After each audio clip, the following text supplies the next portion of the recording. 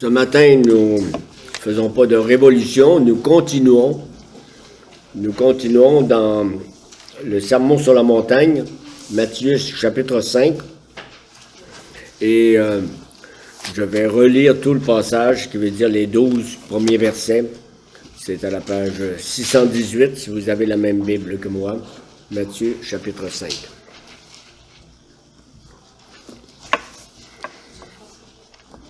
Prions avant cette lecture. Seigneur notre Dieu, quand tu as rassemblé les apôtres et une grande foule autour de Jésus, ton Esprit Saint était dans la bouche de Jésus, ton Esprit Saint était présent pour que les gens restent auprès de Jésus et comprennent. Seigneur, nous te demandons le même Esprit Saint. Et vraiment, Seigneur, nous nous rassemblons autour de Jésus et nous demandons que la force de sa parole vienne dans ton Église, dans nos cœurs. Au nom de Jésus, Amen. À la vue de ces foules, Jésus monta sur la montagne. Il s'assit et ses disciples s'approchèrent de lui. Puis il prit la parole pour les enseigner. Il dit: heureux ceux qui reconnaissent leur pauvreté spirituelle, car le royaume des cieux leur appartient. Heureux ceux qui pleurent, car ils seront consolés. Heureux ceux qui sont doux, car ils hériteront la terre. Heureux ceux qui ont faim et soif de la justice, car ils seront rassasiés. Heureux ceux qui font preuve de bonté, car on aura de la bonté pour eux. Heureux ceux qui ont le cœur pur, car ils verront Dieu. Heureux ceux qui procurent la paix, car ils seront appelés fils de Dieu. Heureux ceux qui sont persécutés pour la justice, car le royaume des cieux leur appartient. Heureux serez-vous lorsqu'on vous insultera, qu'on vous persécutera, et qu'on dira faussement de vous toutes sortes de mal à cause de moi. Réjouissez-vous et soyez dans l'allégresse, parce que votre récompense sera grande au ciel. En effet, c'est ainsi qu'on a persécuté les prophètes qui vous ont précédés.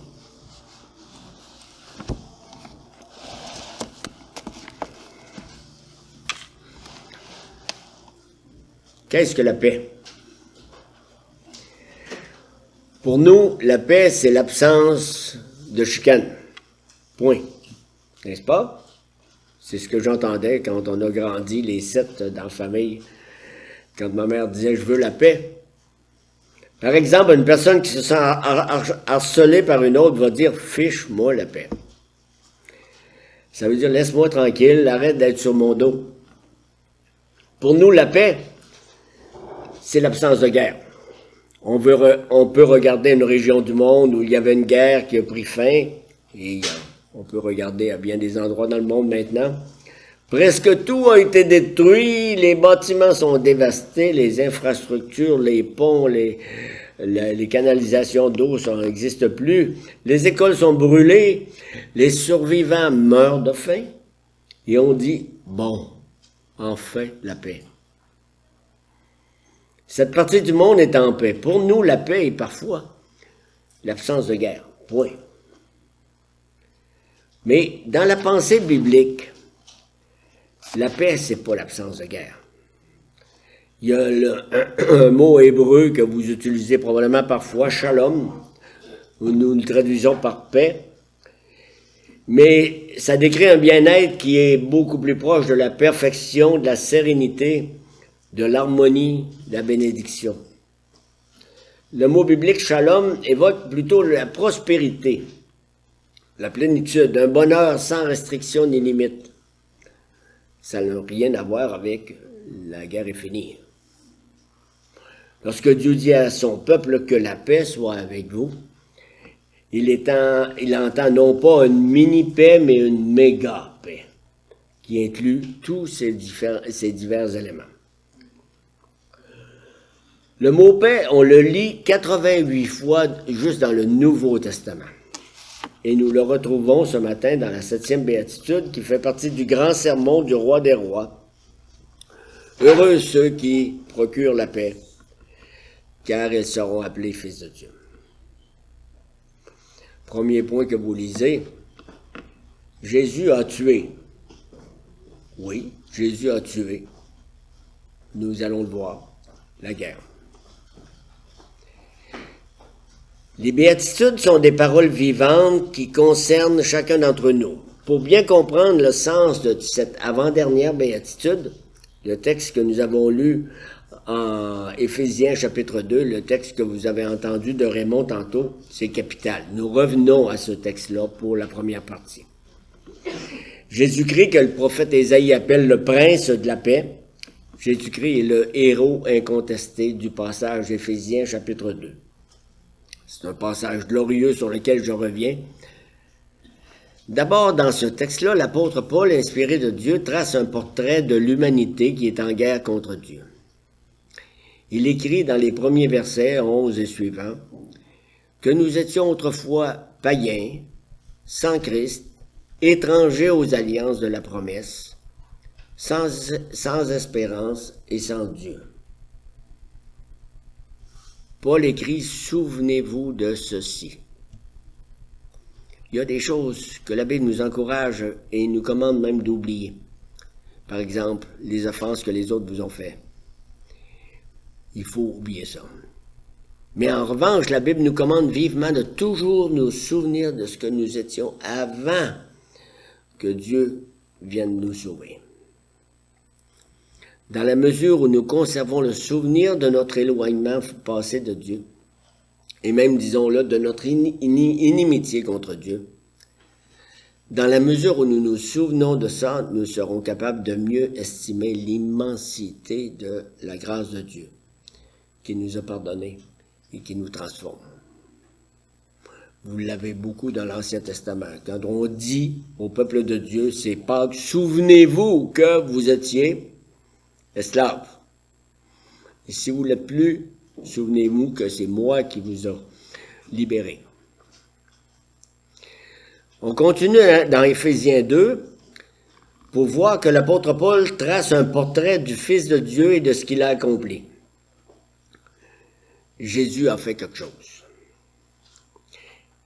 Qu'est-ce que Jésus a fait au juste pour que nous puissions jouir de la proximité de Dieu et avoir un accès immédiat auprès de lui? Nous lisons dans Éphésiens 2 en parlant de Jésus.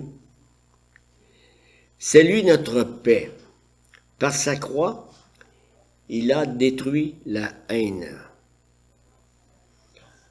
En répandant son sang sur la croix, le prince de la paix a établi la paix entre Dieu et nous.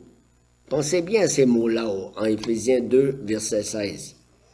Par sa croix, il a détruit la haine. Autrement dit, Jésus a tué la guerre qu'il y avait entre Dieu et nous. Il y a mis fin une fois pour toutes. Plus jamais de guerre entre Dieu et son peuple. Au moment où sur la croix, Jésus a porté nos péchés et notre jugement, Dieu a détourné sa colère. Nous lisons au verset 13, « Maintenant, en Jésus-Christ, vous qui étiez autrefois loin, vous êtes devenus proches par le sang de Christ. » Le Christ, Jésus, le roi pacifique, est venu porter aux hommes la vraie et sainte paix que les anges avaient chantée à sa naissance à Bethléem. Les anges avaient chanté, Évangile de Luc, « Gloire à Dieu dans les lieux très hauts, et paix sur la terre parmi les hommes qui l'agréent. » C'était annoncé à la naissance de Jésus. Jésus s'est interposé comme pacificateur entre le ciel et l'humanité coupable, au point de prendre sur lui tous les torts de cette humanité coupable. Ce qui nous fait entrer dans la paix de Dieu avec un grand P majuscule qui inclut les différentes facettes que j'ai mentionnées tantôt à propos du nom Shalom, un bien-être proche de la perfection, la plénitude, l'accomplissement des promesses, le salut, beaucoup plus que l'absence de projectiles. En troisième lieu, dans toujours ce chapitre 2 de Éphésiens, l'apôtre Paul trace un portrait du peuple de Dieu qui est appelé à répandre le message de la paix. Jésus est notre paix. Il a créé une nouvelle humanité, l'Église, en faisant la paix. Mais c'est pas tout. En Éphésiens 2 au verset 17, l'apôtre Paul ajoute que Jésus annonce la paix en faisant connaître au monde la bonne nouvelle de la paix acquise par sa croix. Il a d'abord établi cette paix et ensuite il l'annonce. Mais comment Jésus peut bien annoncer la paix? Puisque la paix a été obtenue à la croix et que sa proclamation suit logiquement son acquisition, cette proclamation ne peut pas se situer vraiment durant le ministère public de Jésus. Jésus est mort, 50 jours après, 40 jours après, il est monté au ciel, ensuite. Jésus n'a pas proclamé cette paix-là. Donc, cette proclamation de la paix est plutôt liée à ce qui s'est passé après la résurrection de Jésus. Qu'est-ce qui s'est passé après la résurrection? C'est la proclamation de l'évangile de la paix par des chrétiens de tous les temps jusqu'au retour de Jésus. C'est par nous que le Fils de Dieu continue aujourd'hui d'annoncer la paix qu'il a acquise sur la croix pour son peuple. Et chaque fois que nous annonçons cette paix, c'est Jésus qui l'annonce par notre moyen. C'est ce qui nous permet maintenant de revenir plus directement à la 7e béatitude, celle que nous avons lue tantôt. Heureux ceux qui procurent la paix, car ils seront appelés fils de Dieu. Notez bien ce verbe procure la paix. On est rendu où là-dedans? C'est quoi? C'est un mot très fort. C'est parfois traduit par heureux ceux qui font la paix. Ou encore heureux les artisans de paix. C'est beaucoup plus que quand il y a une chicane dans les jeunes, on dit « fais donc la paix ». C'est beaucoup plus que ça. On comprend par ces mots-là qu'il est question de quelque chose d'actif qui demande des efforts. La plupart d'entre nous autres, nous souhaitons la paix, mais il y a très peu d'entre nous qui sont prêts à la faire, à y travailler activement. Ce dont Jésus parle ici, ce n'est pas la qualité passive des personnes qui font tout pour éviter le conflit à tout prix. Je fais pas de chicane, moi. C'est pas l'enseignement que Jésus veut transmettre par cette 7e béatitude. Parce que procurer la paix telle que Jésus l'incarne et l'envisage, ça a deux orientations. Il y a la paix, que nous avons vu tantôt, avec Dieu, et la paix entre les hommes. Suivant les traces de leur maître, les citoyens du royaume de Dieu sont appelés à travailler avec ces deux objectifs en tête. Procurer la paix avec Dieu et la paix entre les hommes. Les artisans de paix sont ceux qui proclament et appliquent l'Évangile dans l'évangélisation et dans la résolution des conflits. Ces deux aspects. Pour réussir dans cette entreprise, nous devons agir à partir d'un état personnel de paix et de réconciliation avec Dieu. C'est-à-dire que ce n'est qu'en possédant nous-mêmes ce don gracieux de la paix avec Dieu que nous pouvons nous efforcer d'apporter la paix aux autres.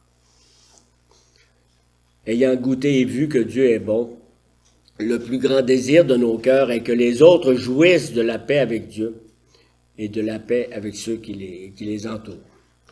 Donc, on va reprendre ces deux éléments. La paix avec Dieu, la paix au niveau horizontal entre les humains. Et vous avez vu ce dernier élément. Essayez pas de parler de paix s'il n'y a pas la paix à l'intérieur. Vous le savez très bien.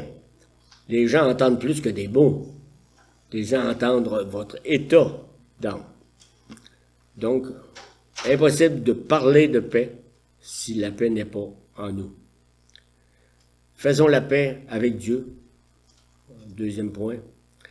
L'artisan de paix emmène les autres à faire la paix avec Dieu. Annoncer Jésus-Christ, c'est promouvoir la paix. Conduire une personne à la connaissance salvatrice de Jésus-Christ, c'est le plus grand acte de paix qu'un être humain puisse accomplir. Ça vaut beaucoup plus qu'un prix Nobel de la paix. Éphésiens chapitre 6, verset 15, l'apôtre Paul écrit « Mettez comme chaussure à vos pieds le zèle pour annoncer l'évangile de paix. » Et Paul avait sans doute à l'esprit le passage qu'on a lu au tout début dans Ésaïe chapitre 52 qui dit « Qu'ils sont beaux les pieds du messager de bonne nouvelle qui publie la paix. » Du messager de très bonne nouvelle qui publie le salut. Et en tant que chrétiens, nous sommes les messagers de cette bonne nouvelle de la réconciliation avec Dieu par Jésus-Christ. C'est d'abord et avant tout en transmettant la bonne nouvelle du prince de la paix que nous procurons la paix. Les êtres humains ne seront jamais en paix avec Dieu sans Jésus-Christ. Jamais. Impossible. Ils peuvent essayer, oui. C'est pourquoi nous sommes appelés à procurer la paix en faisant connaître Jésus et son œuvre de salut accomplie à la croix. Comme Paul l'écrit aux Corinthiens pour bien l'expliquer, Dieu a mis en nous la parole de la réconciliation. 2e aux Corinthiens, chapitre 5.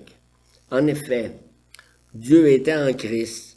Il réconciliait le monde avec lui-même en ne chargeant pas les hommes de leurs fautes, et il a mis en nous la parole de la réconciliation. Quelle belle et haute vocation. Dieu a mis en nous la parole de la réconciliation. C'est plus que des mots, là. Lançons donc à notre prochain l'appel pour qu'il embrasse l'Évangile. Le Dieu de paix a envoyé le prince de la paix qui a envoyé l'esprit de paix qui donne le fruit de la paix.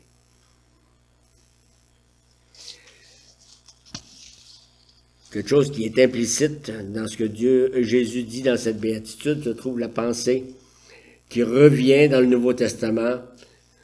Cette pensée que l'évangélisation n'est pas une option.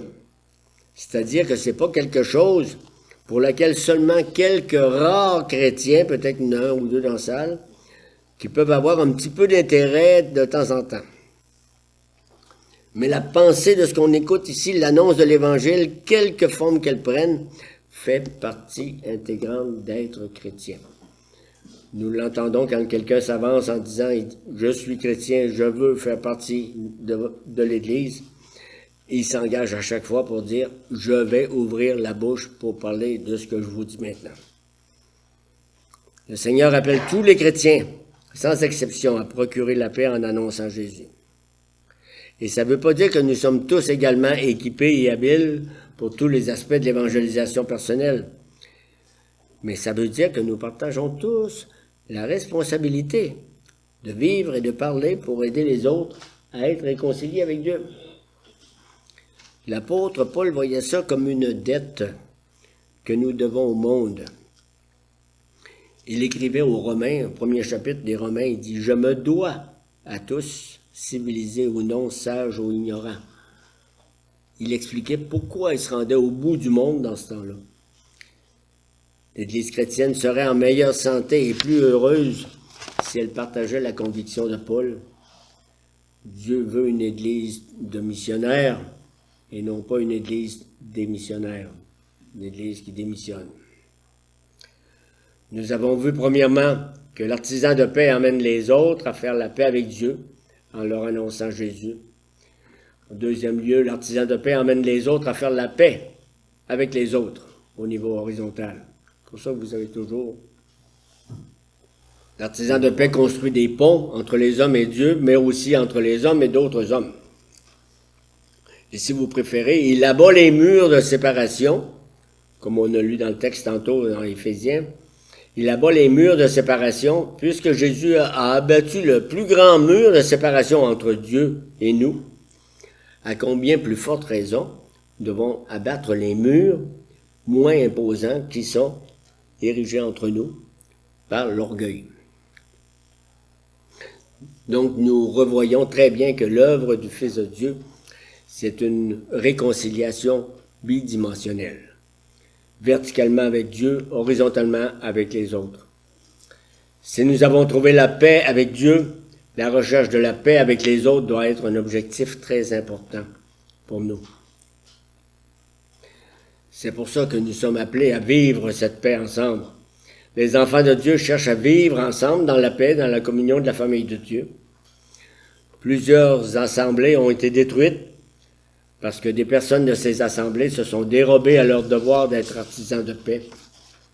Leur propre façon de voir la vie, leur propre chemin était plus important que la volonté de Dieu, qui est une volonté de paix, une volonté d'harmonie pour son peuple. Je prends un autre passage de l'Épître aux Éphésiens, chapitre 4, les premiers versets, 4, 1 à 3, où l'apôtre Paul utilise une image pour illustrer l'implication de cette 7e béatitude. Dans Éphésiens 4, 1, il dit « Je vous encourage à marcher en toute humilité et douceur avec patience. Supportez-vous les uns les autres avec amour. Efforcez-vous de conserver l'unité de l'esprit par le lien de la paix. » Ici, dans cet encouragement-là, la paix est le lien, la corde qui tient tout le monde ensemble. Par nature et par instinct, nous n'agirions pas comme un seul corps, mais transformés par Dieu, nous travaillons désormais ensemble vers ce beau grand but. Paul dit « Efforcez-vous de conserver l'unité de l'esprit par le lien de la paix. » Dieu l'accomplit, la paix, mais en se servant de nous et en nous demandant de faire tous nos efforts pour l'exercer et la conserver. Sur ce point, ça serait quoi dans notre vie le lien? Nous avons le prédicateur John Owen qui avait donné une illustration, et ça va bien dans notre saison où je ramassais des branches hier. Imaginez un homme qui ramasse des branches. Vous savez, il y en a ici devant l'église qui sont tombées, des tempêtes de vent à la suite de l'hiver. Ces branches-là sont de formes et de grandeur variées, des petites branches, des immenses. Certaines sont longues, fines, d'autres sont courtes et épaisses, tordues ou tout droites. Et l'homme qui ramasse des branches, il les attache toutes ensemble solidement avec une corde. Et il peut maintenant les transporter. C'est la même chose entre nous autres. Combien nous sommes des personnes variées? Je ne commencerai pas à énoncer les différentes formes que nous avons. Qui peut nous rassembler et nous conduire à la maison éternelle? Seul le Seigneur le peut, par le lien de la paix. Évidemment, nous ne vivons pas qu'au sein du peuple de Dieu, nous allons sortir tantôt. Nos responsabilités, nos obligations variées nous emmènent à vivre dans le monde. Auprès des camarades de travail, devant des voisins, la famille élargie. Et la Bible dit, Romains 12, « S'il est possible, autant que cela dépend de vous, soyez en paix avec tous les hommes. »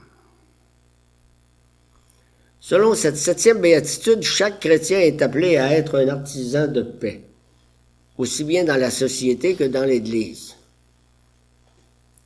Nous devons toujours rechercher activement la paix, la poursuivre. Donc, il devrait avoir, là, sur votre casquette ici, chrétien derrière, je fais la paix. L'être humain a soif de contact avec autrui, de bonnes relations profondes et des bonnes relations vraies. Nous le savons, nous le reconnaissons, nous travaillons à ça. Dans nos sociétés occidentales très individualistes, surtout depuis l'épisode de la COVID, du confinement, la solitude est devenue un fléau. On en parle tous les jours. Les conflits interpersonnels sont aussi devenus un fléau. J'ai entendu qu'au Japon, des gens louent des comédiens qui prétendent être leurs proches. Il y a des agences de location très particulières qui tentent de combler les manques affectifs de leurs clients en leur proposant des relations humaines fictives. Nous avons tous faim et soif de vraies relations paisibles et harmonieuses. Si vous voulez vous trouver un travail au Japon, Quelle promesse le Fils de Dieu fait-il aux artisans de paix en Matthieu 5, verset 9? La promesse est « Ils seront appelés fils de Dieu ». La bénédiction promise à ceux qui procurent la paix est le remarquable fait de pouvoir être appelés fils de Dieu. Quel encouragement! Dieu est celui qui, au suprême degré, procure la paix. Cette qualité est la marque qui fait des croyants des fils de Dieu.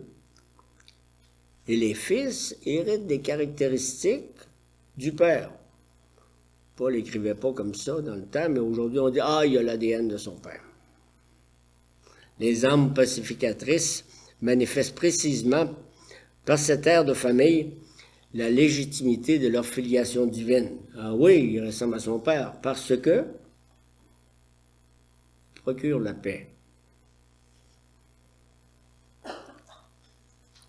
Ces fils sont des artisans de paix. Cette bénédiction est prononcée sur ceux qui, ayant reçu eux-mêmes la réconciliation avec Dieu par la croix, luttent maintenant par leur message et leur conduite à être des instruments en train, dans le but de procurer ce même don aux autres.